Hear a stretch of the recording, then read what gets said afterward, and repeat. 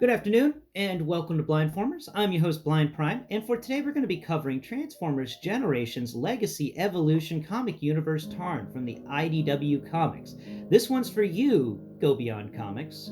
I know that you gave me a shout out on your GI Joe versus Transformers videos just recently, and I absolutely love the fact that you've done those for me. I've only read them, I read them back in the day, and it was really nice to be able to listen to them. Even if I can't read them again, I can still listen to somebody else reading them, and that was very nice of you. Thank you very much for doing that. That was one of my favorite comic book series out there, little mini series, GI Joe versus Transformers. So we've got a comic universe thing, and I figured I'd give Go Beyond Comics a nice little shout out for that because it's quite awesome what they do. And if you haven't checked out any of their Transformers material, I do highly recommend it. They haven't gotten to Tarn yet in their Transformers material, but Tarn is on the way. Tarn is on the way there. So I'm hoping that we do get to a Tarn one day. And if you can find Tarn on any other videos across this YouTube platform or anywhere else on the internet, watch him. Tarn is a character. He is a very interesting character, and I'm happy to actually have a Tarn action figure in my hands that transforms and isn't worth oodles and poodles, and it isn't worth a lot. So you can pick it up retail at this very moment. So let's go ahead and talk about him and straighten him out. I had him in a firing position because of all his cannons. I gave him Victory Leo's cannons because why not? Victory Leo's cannons are so fun. I'll just take off Victory Leo's cannons right now. Alright, now get that one off too. Good grief. Guys, I am so happy with my Victory Saber. I just want to mention that. I think it's so much fun. Alright, now let's go ahead and talk about this guy and how to transform him. So, to first off transform him, before we get into that, I'll mention that this is a Veek_L contacted me on, left a little comment on one of my videos talking about the proper way to use Tarn's weapons. And the proper way is to take that weird spinny thing that I said was kind of like Springer's, but thicker and more like tank-based. It's got two siege ports on each side. There's one at the top area, there's one at the very edge of plastic, and then there's one kind in the middle. And you want to make sure that you put both of your weapons in that one that's at the very edge of the plastic, and then you can fold them over each of his shoulders. So then you can always take one, fold that one up. Oh, don't fall out. There we go. Make sure they're nice and secure in there. Now he's got them raising up above his head like that. But then you can just kind of spin them around. Hey now. Hey. Do the thing. Thank you. Now you can spin them both up again. And they are secured. Isn't that neat? You can just rotate them around, and you don't have to disassemble them or take them apart or anything. You can just rotate it around and fold them again, and now they're folded up on either side of his shoulder so that he looks like the captain of Bruticus's squad, the military robots, the Combaticons. Oh man, who is that guy? That's actually my favorite combiner team, by the way. I love me the Combaticons. They're the greatest. Now, especially that Swindle. So to start the transformation, let's go ahead and remove this piece here. Make sure I didn't break anything just now. Very, very interesting, this robot. All right, so let's set the double cannon things off to the side amongst Victory Leo's cannons. And we've got nothing else cannon-wise going on here, except for maybe, comic cannon. Aha! So these two little bits that are folded up on either side of his head, go ahead and fold them down. And then on his back, of course, and then go ahead and take that back panel and disconnect it from the back of his head area and all the arms, and then just have it sitting out on its little bar hinge, surfing away. All right, we don't really need to mess with that thing anymore at the moment. We're going to come back to it towards the end of this transformation, but not right now.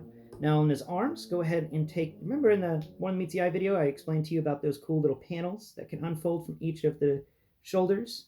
We're going to go ahead and do that. So feel with your finger. You feel on the shoulder. You got one tank tread top, two tank tread top, three tank tread top. All right, so you go into the third tank tread top, and you're going to feel on the side, and you'll find that there is a hinge. And then you just use a fingernail or something, and you pop that. You just drag your fingernail underneath that little connection area on the underside of the tread where it splits in half, and you'll find that there's enough of an area to pull the fingernail and get that panel disconnected to reveal this giant hollow section inside. And this is going to be very important when we come to these later on transformation points. But right now, we just wanted that to be, just kind of get that over with. Next step is kind of the one that's really important here. Okay, so Tarn has got some awful clearances. I'm going to be straight with you. Now, first off, what you want to do is disconnect his chest piece from the other pieces. So just pull it up slightly.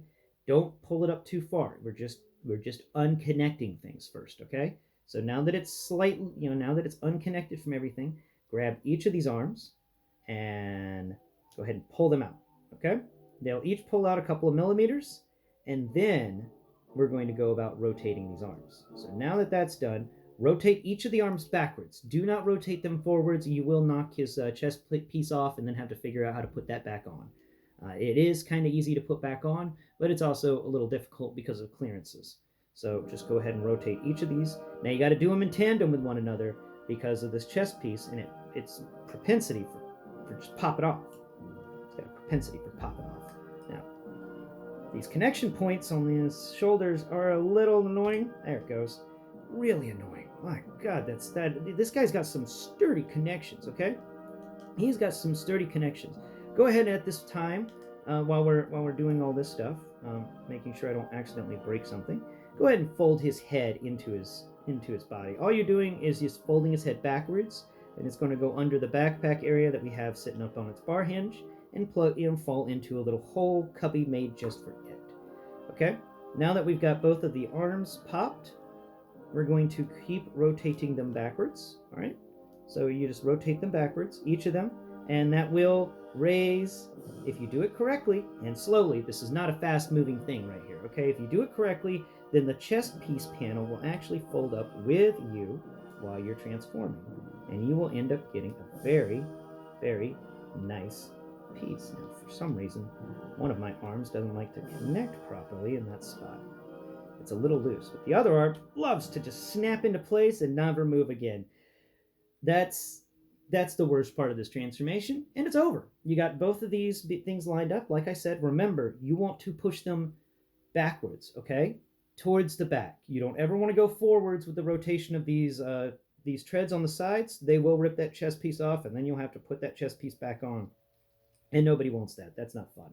Now that that's done, we've got to work on the puzzle, which is the hands. Oh my God, these arms are a puzzle. So let's go ahead and work on these arms. These are weird. Okay, first off, you want to take that panel that's got the siege ports on it that I told you can move around like Optimus Prime's hover wheels on the rear of his vehicle mode.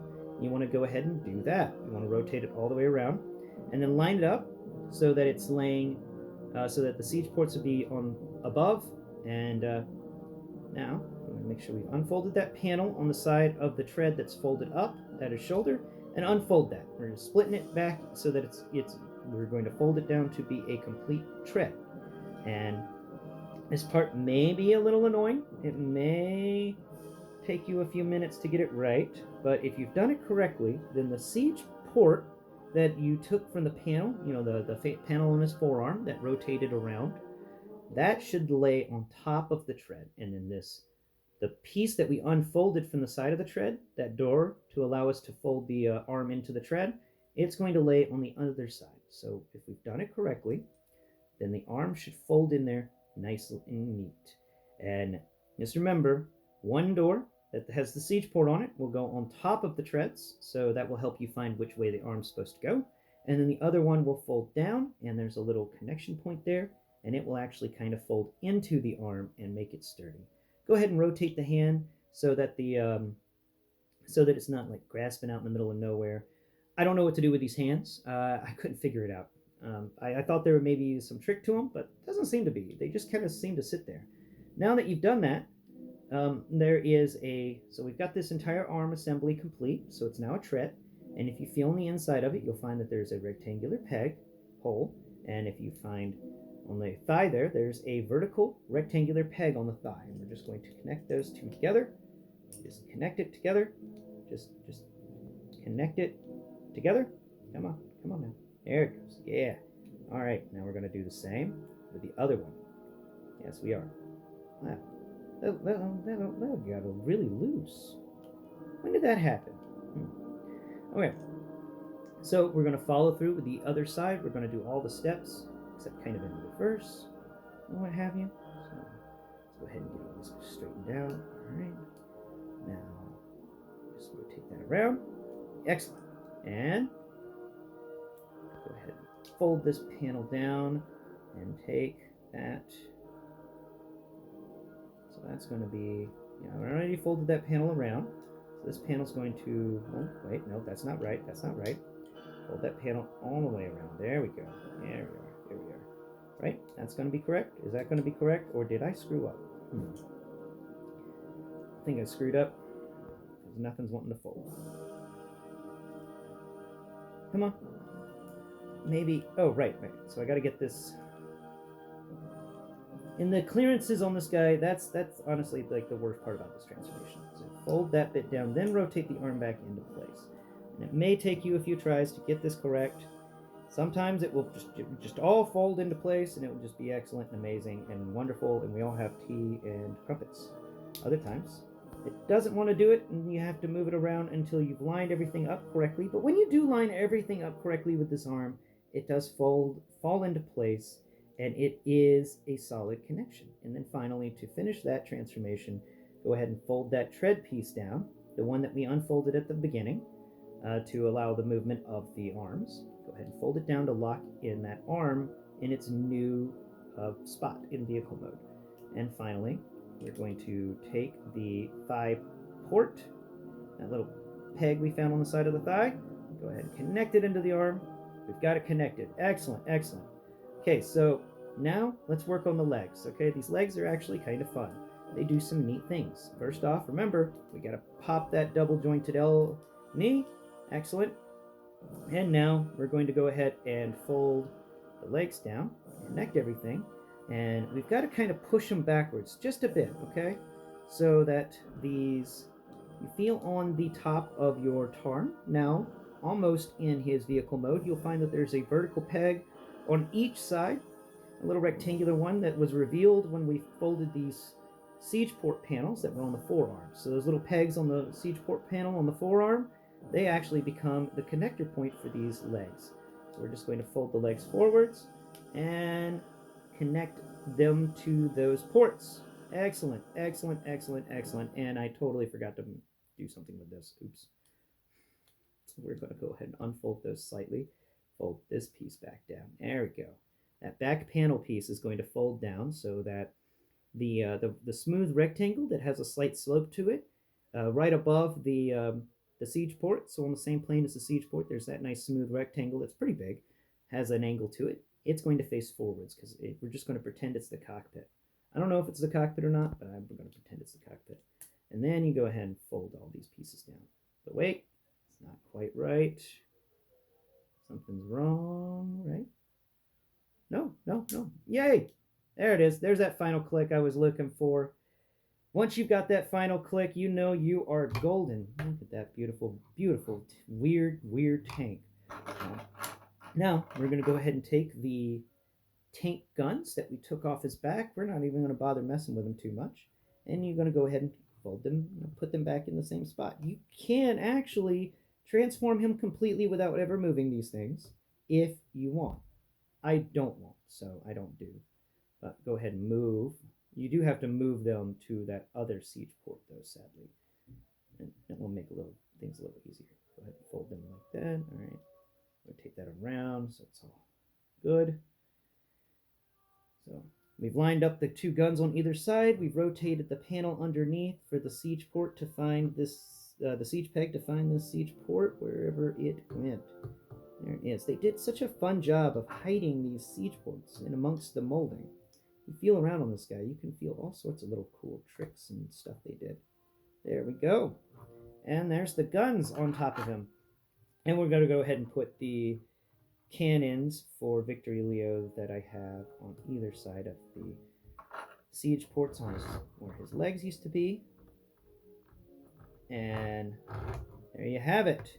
That is one heavily weaponized Tarn. Thank you for watching today's video, and please tune into my channel, blind_prime, for full in-depth reviews from a blind person's perspective. If you wouldn't mind hitting the like button, commenting below, and sharing this video with others to help me raise awareness for the blind.